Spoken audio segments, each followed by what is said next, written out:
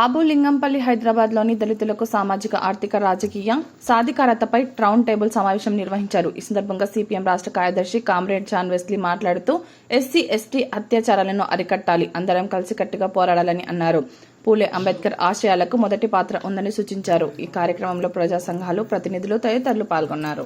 అటువంటి వాటిని ముందుగా ప్రాతినిధ్యం ఇచ్చి అటువంటి సంస్థలు బలపడాలని చెప్పి కోరుకుంటున్నాం. అట్లా శంకర్తో కూడా సపరేట్గా ఉండే సంఘం అనే అభిప్రాయం లేకుండా కొనసాగుతున్నటువంటి పరిస్థితి. ఇక ఈ సామాజిక రంగంలో మనం చేసేటటువంటి కృషి తెలంగాణ రాష్ట్రంలో కానీ అట్లాగే ఉమ్మడి ఆంధ్రప్రదేశ్లో కానీ మిగతా దేశంలో చూసుకున్నప్పుడు ఇక్కడ వినయ్ గారు లాంటి వాళ్ళు, లక్ష్మయ్య గారు లాంటి వాళ్ళు, అలాగే జేబీ రాజు గారు లాంటి వాళ్ళు, అంతకుముందు ఉండేటటువంటి ఇంకా వాళ్ళతో పాటుగా పనిచేసినటువంటి సామాజిక ఉద్యమ నాయకులు, వీళ్ళందరి ప్రభావం కొంత అంబేద్కర్ ఐడియాలజీ మీద ప్రజల్లోకి తీసుకెళ్లేటటువంటిది మిగతా ప్రాంతాలతో పోల్చుకున్నప్పుడు మన దగ్గర భిన్నంగా ఉంది.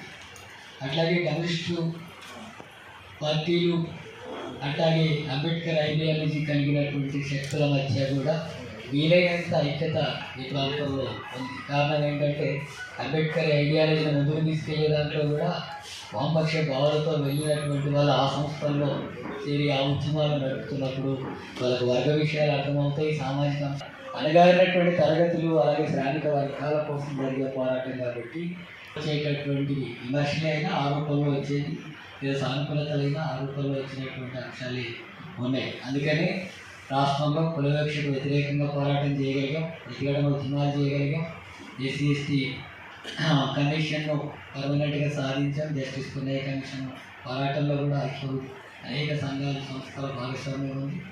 అట్లాగే సప్లాన్ ఉద్యమంలో అలాంటి భాగస్వామ్యం ఉంది.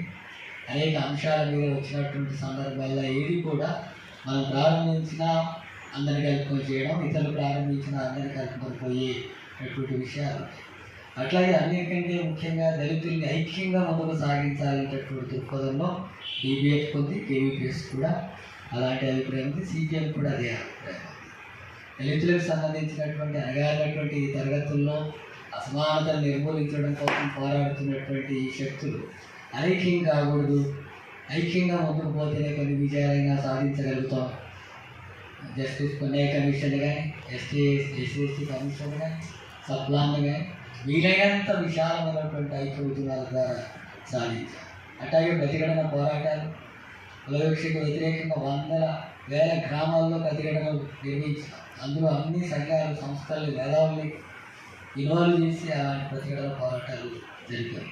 అందుకని ఆ రూపంలో ఐక్య ఉద్యమాలకు వాటికి ప్రాతినిధ్యం కూడా అనేటటువంటి పద్ధతి